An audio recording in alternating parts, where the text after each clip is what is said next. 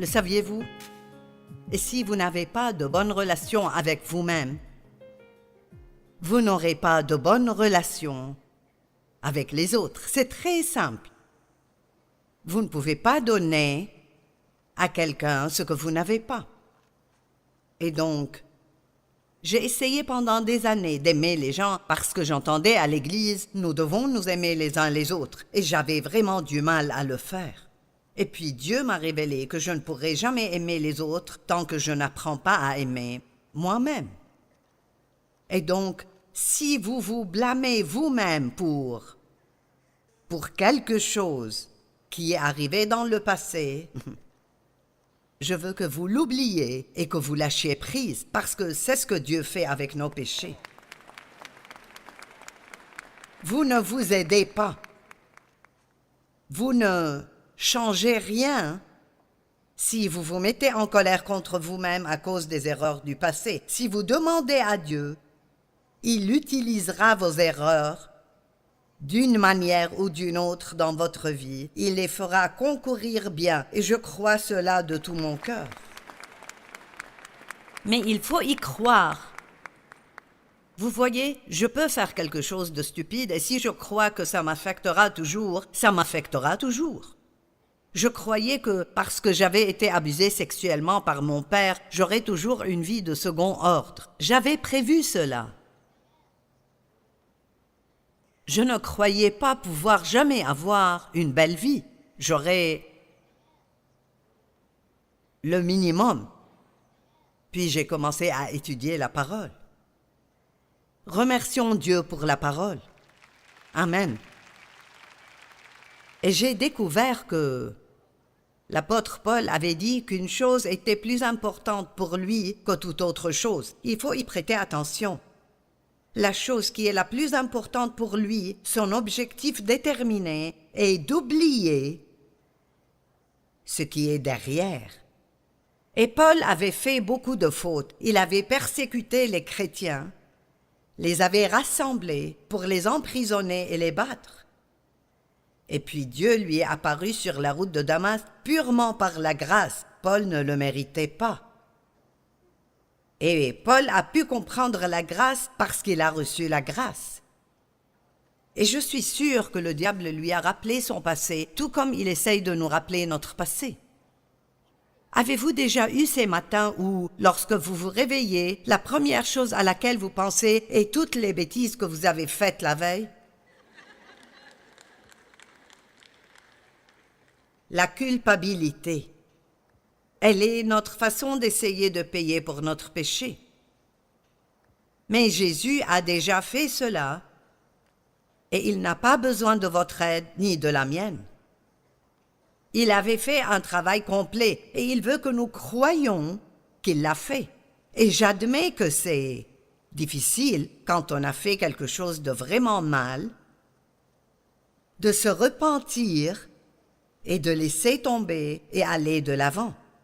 Mais c'est ce que Dieu nous dit de faire, parce qu'il a besoin que chacun d'entre nous soit pleinement opérationnel dans le royaume, parce qu'il y a tellement de choses à faire. Et je ne dis pas que vous devez exercer un ministère à plein temps, mais dans votre lieu de travail, de l'autre côté de votre clôture, dans votre quartier, à l'école, où que vous soyez, le monde a besoin de voir Jésus et ils ne le verront qu'à travers nous. Ce que Dieu nous demande de faire n'est pas si difficile. Sortez où que vous soyez et vivez la vie à laquelle vous dites croire. Ce n'est pas difficile, pas besoin de prêcher un sermon à quelqu'un au coin de la rue. Vivez cette vie. Aimez les gens. Encouragez les gens. Soyez gentils. Aidez les gens. Pardonnez aux gens. Montrez le fruit de l'esprit. N'agissez pas comme le diable tous les jours de la semaine sauf le dimanche. Amen. Donc, nous ferons de mauvaises choses, nous ferons des erreurs. Et la Bible dit dans Hébreux que Jésus comprend cela. Je suis si heureuse. Personne d'autre au monde ne me comprend parce que nous avons tous nos propres bizarreries. Mais Jésus nous comprend. Hébreux 4, 15 et 16 dit « Nous n'avons pas un grand prêtre incapable de compatir à nos faiblesses. Au contraire, il a été tenté en tout point comme nous, mais sans commettre de péché. » Donc, le donc est là à cause de ce qui précède. Approchons-nous donc avec assurance du trône de la grâce afin d'obtenir compassion et de trouver grâce pour être secouru au moment opportun. J'adore ces versets. Et donc, peu importe ce que vous traînez avec vous aujourd'hui,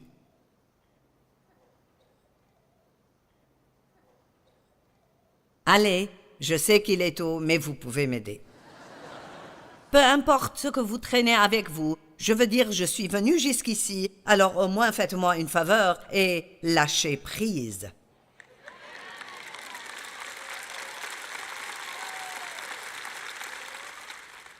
Combien d'entre vous croyez-vous que Dieu est assez grand pour prendre vos fautes et les utiliser?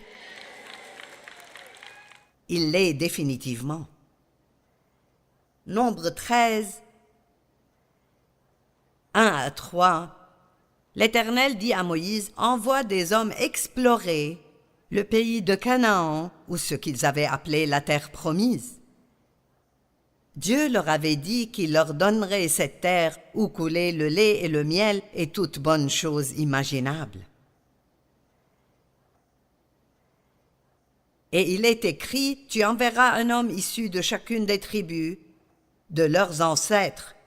Ils seront choisis parmi leurs princes. Donc, de chaque tribu, choisis un chef et envoie-le dans ce pays que je t'ai promis pour voir si ce que je t'ai dit est vrai ou non. Maintenant, ce n'est pas littéralement ce qu'il a dit, mais c'est l'essence.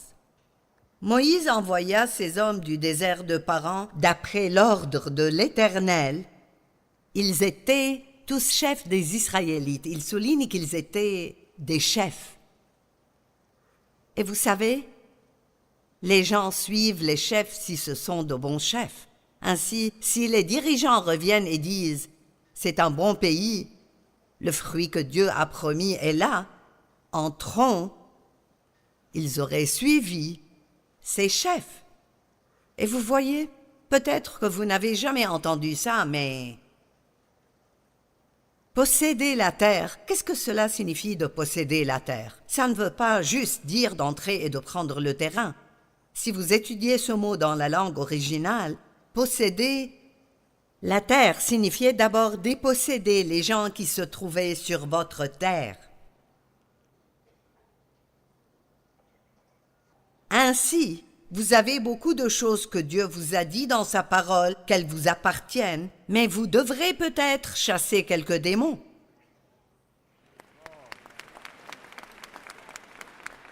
Vous devrez peut-être laisser Dieu exposer certains mensonges. Je me demande combien de mensonges les gens croient.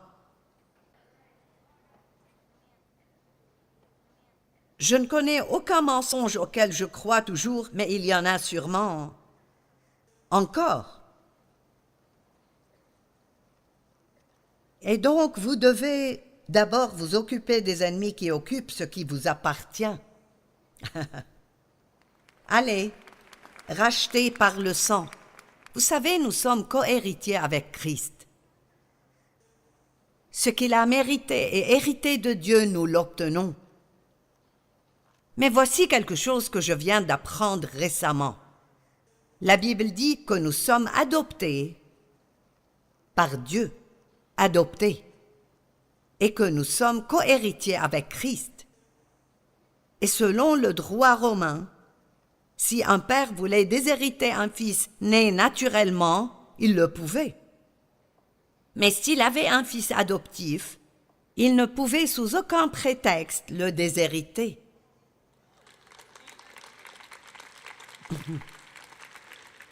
Il y a tellement de choses magnifiques dans la Bible.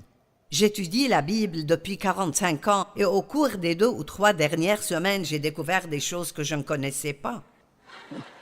Nous sommes adoptés Et donc, personne ne peut nous retirer cet héritage. Il est à nous. Et il n'est pas à nous à cause de ce que nous faisons, mais à cause de ce que Jésus a fait pour nous. Amen. Mais, vous devez croire cela et vous devez être assez audacieux, même quand vous avez commis des erreurs, pour le demander et dire « C'est à moi, diable, et tu ne vas pas me l'enlever parce que mes péchés sont pardonnés et complètement effacés. »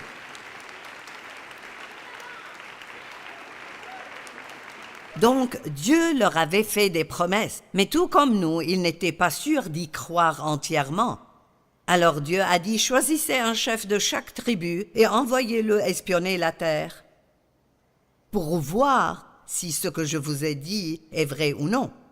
Et puis au verset 23 à 33 de Nombre 13, il est écrit, ils arrivèrent jusqu'à la vallée d'Eshcol où ils coupèrent une branche de vigne avec une grappe de raisin. Quand vous allez acheter une petite grappe de raisin, ils avaient des raisins dans ma chambre d'hôtel et chaque petite grappe de raisin était grande comme ça. Et il y avait 3 là-dedans et j'en ai tenu une dans la paume de ma main. Et cette grappe de raisin, ils devaient la mettre sur une perche et 2 hommes devaient la porter. C'est à ce point que la terre que Dieu leur avait promise était fructueuse. Et je pense que beaucoup d'entre nous portent une petite grappe. Allez. Mais nous avons besoin de quelques personnes pour nous aider à porter la grappe que Dieu veut nous donner. Dieu veut faire bien plus pour nous et à travers nous que ce que nous pouvons imaginer. Mais il dit qu'il vous soit donné d'après votre foi. Et après 45 ans, j'apprends encore cela. J'entre toujours dans une foi de plus en plus grande parce que plus vous voyez Dieu agir, plus c'est facile de croire qu'il fera d'autres choses pour vous. C'est pourquoi la parole dit que nous devrions nous souvenir de tout ce que Dieu a fait pour nous dans le passé. Donc ils sont entrés et ont exploré le pays. Et ici, ils avaient cette grappe de raisin. Ça devait être un bon endroit. Mais il y avait là des ennemis. C'est la partie que nous n'aimons pas. Nous serions heureux d'entrer et de prendre les raisins, mais pas à avoir affaire aux ennemis.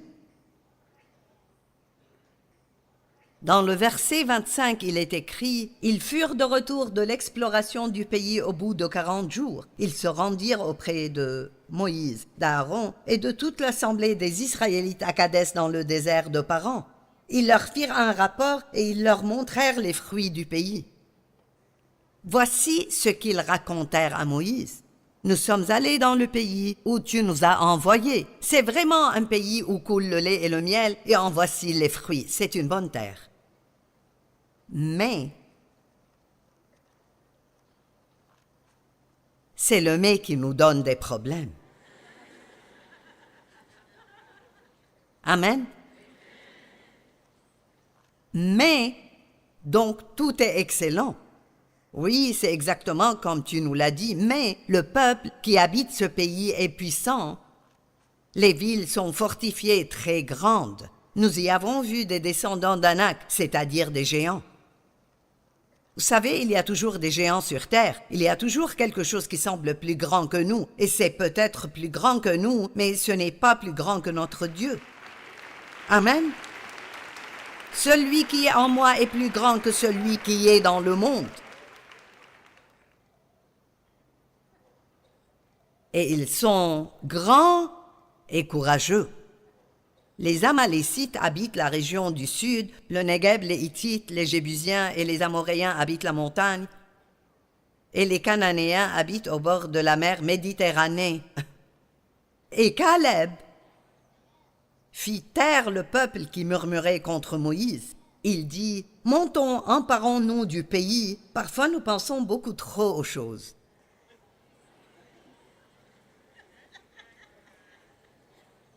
Dieu vous met quelque chose à cœur et cette foi est là. Mais ensuite, le raisonnement entre en jeu. Allez, nous avons parlé hier du danger du raisonnement. Et je sais avec certitude qu'il n'y a aucune raison au monde pour laquelle Dieu m'aurait appelé à faire ce que je fais. Je n'ai jamais pris des cours d'art oratoire. Personne ne m'a jamais montré comment rédiger un sermon. Personne ne m'a jamais montré comment écrire un livre. Toute l'éducation que l'on peut recevoir est géniale si c'est une bonne éducation, mais je n'ai pas eu cette opportunité. Mais quand Dieu vous oint pour faire quelque chose, allez. Nous ne parlons pas assez aujourd'hui de l'onction. Cela fait toute la différence dans le monde si vous êtes oint pour faire quelque chose. Si quelqu'un n'est pas oint pour faire ce que je fais, il peut dire mot pour mot ce que je dis et ça n'entrera pas du tout dans votre cœur. Ce n'est donc vraiment pas la personne qui fait la différence, mais l'onction. Et Dieu peut oindre qui il veut oindre. Il a utilisé un âne pour parler à un prophète. Amen.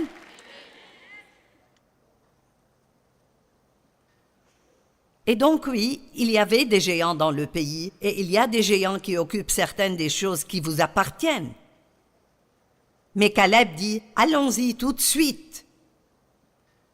N'attendons pas, ne pensons pas à cela, ne théorisons pas.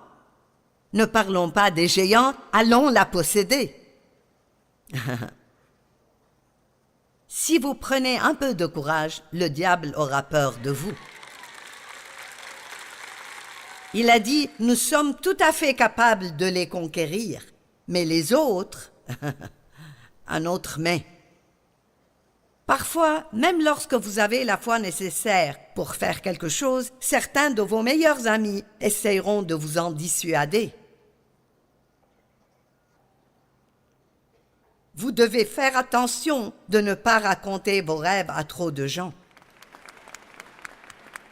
Parce que Dieu vous a parlé à vous, il ne leur a pas parlé. Et vous pouvez le croire parce que Dieu vous l'a dit, aussi fou que cela puisse paraître. J'avais l'impression que Dieu me disait « Tu vas parcourir le monde et prêcher l'Évangile. » C'était tout simplement stupide. Mais je l'ai cru. Mais quand je l'ai dit à d'autres personnes, ils m'ont dit « Tu n'as pas la bonne personnalité. » Ah, quelqu'un m'a dit « Tu as dit que tu allais aller partout dans le monde prêcher l'Évangile. » J'ai dit « Oui, je suis tellement enthousiasmée. » Mais quand Dieu vous donne quelque chose à faire, il vous donne avec le don de la foi. J'ai vu ton beau bus là-bas, Nathalie, et je me suis dit, si je devais voyager partout dans le monde en bus,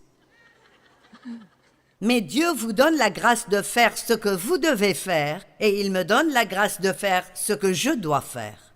Il faut donc arrêter de se vanter car sans lui, nous ne pouvons rien faire. Amen. Mais quand Dieu vous appelle pour quelque chose, il vous donne le don de la foi pour pouvoir le faire. Mais quand vous allez le partager avec d'autres personnes à qui Dieu n'a pas parlé, ils n'ont pas ce don, et donc ils ne peuvent regarder que dans le naturel, et la Bible dit dans 1 Corinthiens 1 que Dieu choisit et utilise délibérément les choses insensées du monde pour confondre les sages, pour qu'aucun homme ne puisse s'attribuer la gloire. Dieu utilise des gens que vous êtes sûrs qu'il ne pourrait jamais utiliser, juste pour vous montrer que c'est lui et pas eux. Amen. Caleb a dit, nous pouvons le faire. Il était plein de foi. Et ils ont dit, oui, mais les hommes qui l'y avaient accompagné dirent, nous ne pouvons pas monter contre ce peuple car il est plus fort que nous. Ils se regardaient eux-mêmes au lieu de Dieu. Quand vous décidez d'agir, gardez les yeux fixés sur Dieu, parce que vous n'en êtes pas capable. Et le verset 32 dit « Et ils dénigrèrent devant les Israélites le pays. Ce qu'ils ont apporté était un rapport négatif, mais la négativité envers Dieu est mauvaise parce qu'elle vous empêche de faire ce pourquoi il vous a appelé. » Et ils dénigrèrent devant les Israélites le pays qu'ils avaient exploré. Ils dirent « Le pays que nous avons parcouru pour l'explorer est un pays qui dévore ses habitants. Tous ceux que nous y avons vus sont des hommes de haute taille. » Verset 33. Nous y avons vu les géants, les descendants d'Anak, qui sont issus des géants. Et ici, le verset suivant, cette phrase-là est leur problème. À nos yeux et aux leurs, nous étions comme des sauterelles. Ce que vous pensez de vous-même, c'est l'image que vous allez donner. Et puis, c'est ce que les autres vont penser aussi. Je répète, quoi que vous pensiez de vous-même, c'est l'image que vous allez donner, même si vous ne réalisez pas que vous le faites. Parce que ce que vous croyez sortira de votre bouche, de vos actions et de votre attitude. Maintenant, vous devez avoir confiance non pas en vous-même, mais en Dieu, que tout ce qu'il dit que vous pouvez avoir, vous pouvez l'avoir, et tout ce qu'il dit que vous pouvez faire, vous pouvez le faire, et ne laissez personne vous en dissuader.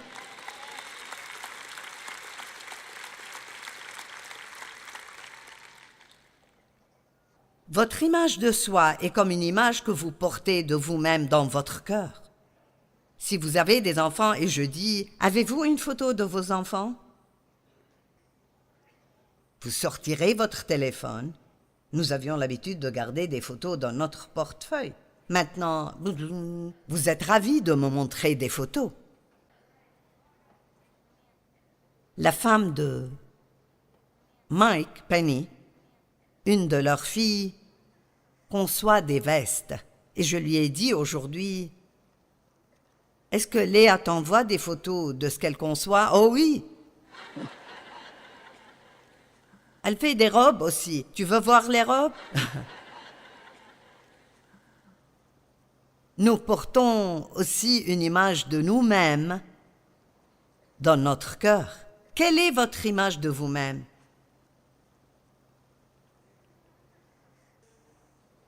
Pour être honnête, c'est peut-être quelque chose auquel vous n'avez jamais pensé.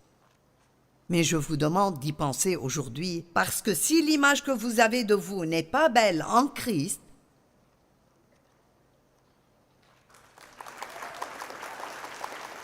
rappelez-vous, j'ai dit en Christ. Je ne vous demande pas de vous regarder dans le naturel, je vous demande de vous regarder en Christ. Il y a tellement de choses merveilleuses que Dieu nous a promises, la terre promise. Et ceux d'entre nous qui ont atteint la terre promise, et ce n'est pas un voyage facile. Mais si vous faites partie de ceux qui ont tenu le coup, et vous avez peut-être 40 ou 50 ans, et vous pouvez enfin dire « Je vis dans la terre promise », vous pouvez maintenant dire à tout le monde « C'est vrai !» Vous pouvez vaincre les géants. Et nous ne réalisons pas qu'il faut déposséder les occupants actuels pour pouvoir entrer et occuper le terrain. Nous pensons que parce que Dieu nous promet quelque chose, ça va nous tomber dessus. Mais je dis tout le temps que nous sommes partenaires de Dieu, il ne fait pas tout. Il fait sa part et il nous donne la grâce de faire notre part. Mais si nous sommes spirituellement paresseux, oui, j'ai dit spirituellement paresseux, et les gens spirituellement paresseux ne veulent pas étudier la parole eux-mêmes, ils veulent que quelqu'un d'autre la leur donne. Je vais écouter Joyce tous les matins, ça suffira, non? Ça va vous aider. Mais ce qui vous aidera vraiment, c'est si vous prenez des notes pendant que Joyce parle. Et vous y consacriez au moins 30 minutes, même si vous prenez seulement les versets que je partage, et vous ouvrez vos Bibles et les regardez par vous-même, et ça vous serait bénéfique. In the darkest night I find my way a beacon of hope, a sun's warm ray. Through storms and trials, I stand tall. Happiness resides within my soul. Oh, dance in the rain, laugh in the wind, embrace every moment life has been. No matter the struggle, no matter the strife, I'll find joy in the journey, love and life. When shadows creep and doubts arise, I'll paint my world with vibrant skies. The melody of laughter, my heart's refrain, living happily despite the pain. Oh, dancing